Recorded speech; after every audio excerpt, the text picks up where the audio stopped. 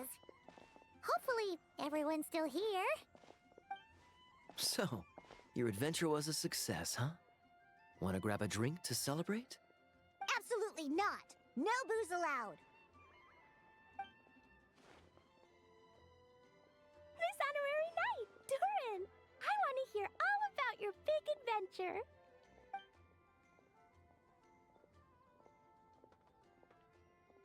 We're gonna order a big meal for everybody first. We'll talk while we eat.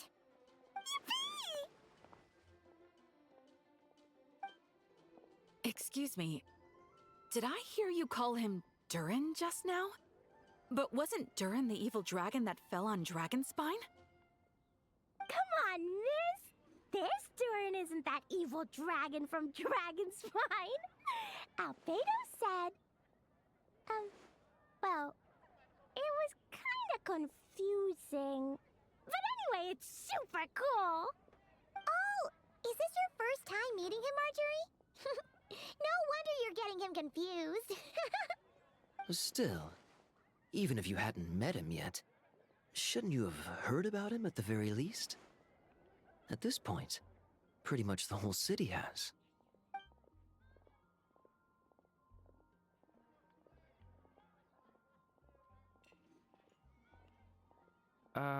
Why is everyone... So, what exactly is his connection with the evil dragon? Wait, but those horns on his head. Surely he's not a... Did everyone just forget about Durin? No, that can't be.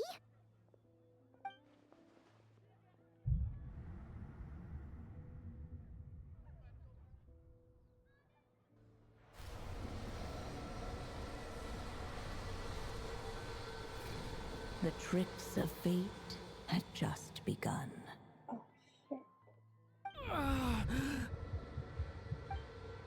Watch out!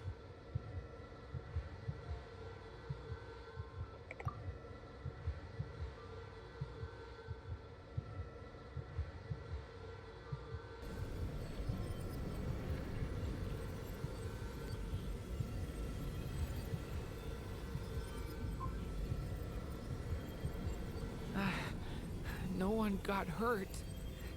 Did they? Durin! Durin!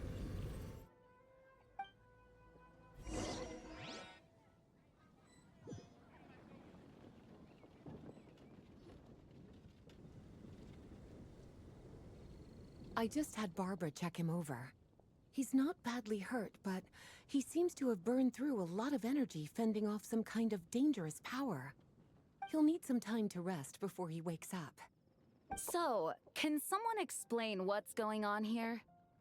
It seems like, aside from Durin's close acquaintances, the people of Mondstadt have forgotten everything about him. How could that even happen? Worse still, the abyssal power within him is showing signs of extreme instability. Could be a separate issue, though. I'm not sure. If the abyssal power inside him spirals out of control, Mondstadt will be in grave danger. I completely agree. All right then. As acting Grand Master, I'll send a letter requesting Albedo's immediate return. Until then, the Knights will watch over Durin. That's pretty much all we can do right now. Also, allow me to look after this book for now. If you need to consult it, just drop by my office. Do you think the book might have something to do with what's happening? It's just weird that Alice still hasn't contacted us. Maybe we should head back inside the book and take another look.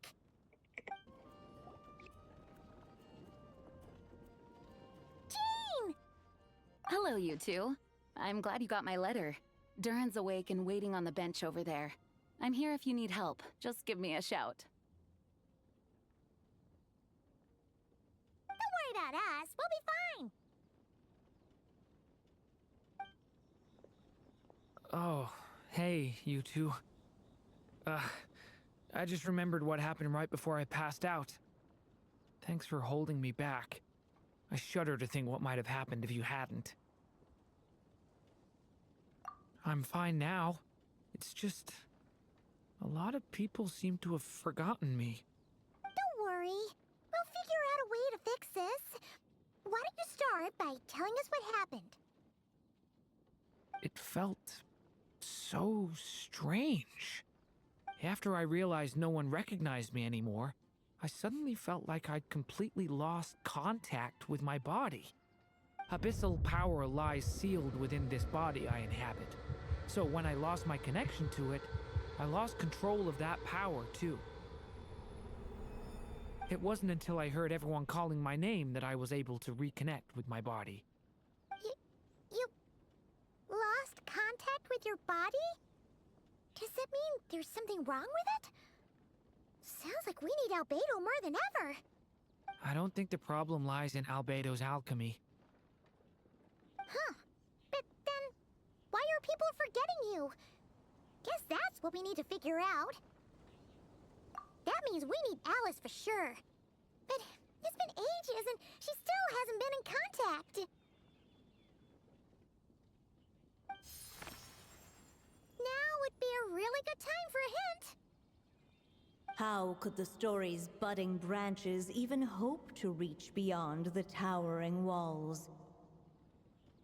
Leaving the castle, the witch went off in search of the tallest, grandest tree in the whole world. High up in the canopy of that tree, she sought a resting place, a refuge where the little sapling might take root. Go to that place, for it was there that the sapling felt its first breath of wind. Huh? Was that another clue? Does that mean the story isn't over yet? Leaving the castle. It just occurred to me. If this story is all about my own experiences, then wouldn't what happened after I left Simulanka be part of it too? But how could she possibly know exactly what would happen? And even if she did, how could we know when the story was complete? Yeah. Since we can't reach Alice right now, we'll just have to get to the bottom of this ourselves. But first, we gotta figure out where this riddle wants us to go. The tallest, grandest tree in the whole wide world. Huh. The only place that ever gave me that feeling was the one I ended up in right after leaving Simulanka. They had great coffee there, too. And so many books you'd never run out of things to read. Think about it. Our search in Mondstadt began in a library, right? Well, Sumeru City's got one of those, too. And it's absolutely huge. What do you say? Should we try looking there? Huh. That does kind of make sense. And it's not like Paimon's got a better idea.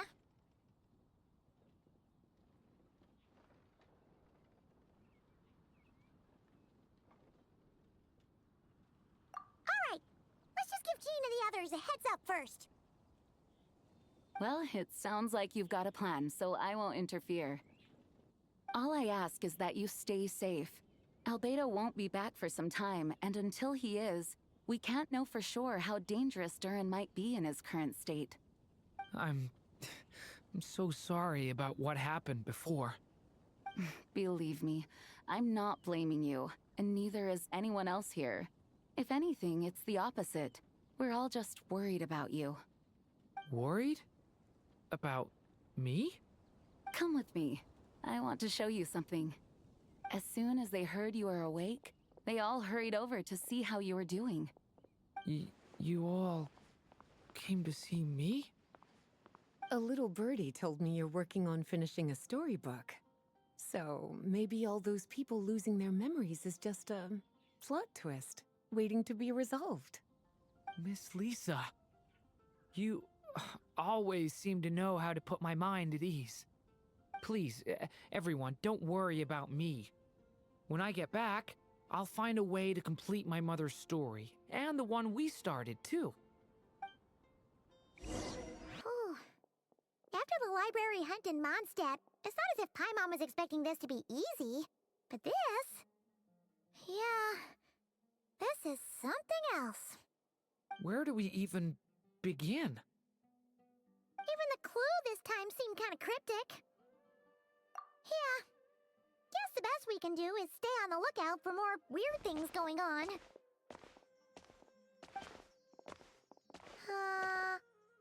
Huh? Sorry, what was that? I'm here to return Volume 5.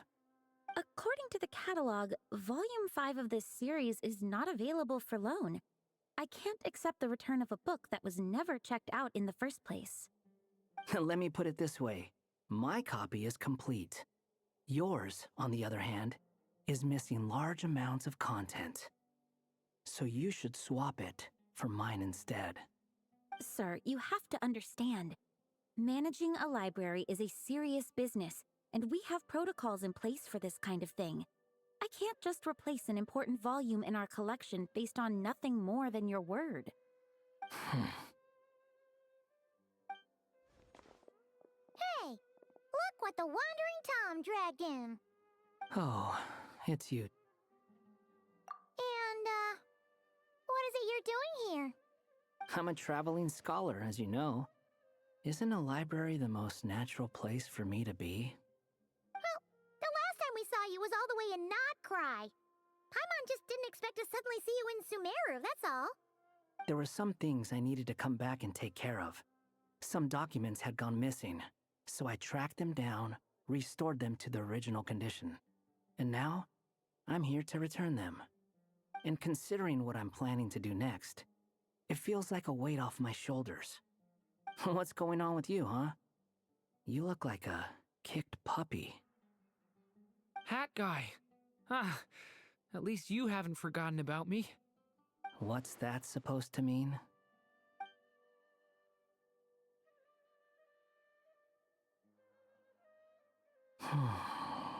So it's been getting worse.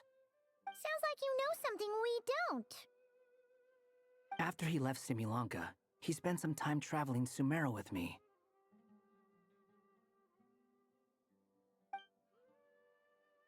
I was working on several texts at the time, and I stumbled upon something strange.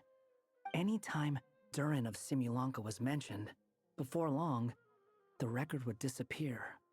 Which means, all the remaining records on Durin are about the evil dragon that fell on Dragonspine. How did you even discover that? If I remember correctly, Hat Guy loved the time he spent in Similanka so much that he started writing a travel log. That's besides the point. The fact is, you're not affected by the ley lines of this world. I'm sure you can grasp the implications of what that means. His case is different from mine. It's more like the world itself refuses to accept his existence. It started with a few written records, but now, it sounds like it's spread to people who never met him or didn't know him well. At this rate, the whole world might forget him altogether. The whole world? But that includes all my friends in Mondstadt, and even Hat Guy, too. So that's what you've been worried about all this time? Why didn't you just tell me? There are more important questions right now, like figuring out how to fix this. That mage clearly cared a lot about her child. She left that book behind for a reason. If you want answers, isn't that the place to find them? You think that didn't occur to us already? Problem is, we need to find the memory that unlocks the next chapter first. Mind if I take a look? I just want to know what secrets this book is hiding. Besides, I've run into a bit of red tape, so I've got time. Of course. Be my guest. So, the memory we've been looking for was about you all along?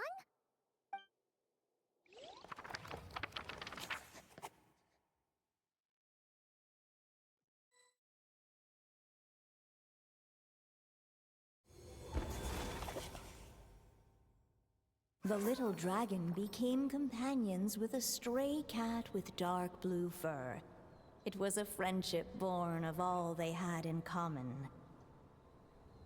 He left his castle at the Stray's invitation, setting out to explore the world beyond its walls.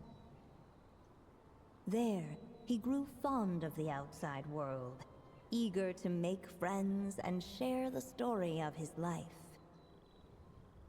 Taken by the dragon's story, the Stray tried to write it down. But he soon realized that no matter how he tried, it would always warp into the evil dragon's tale.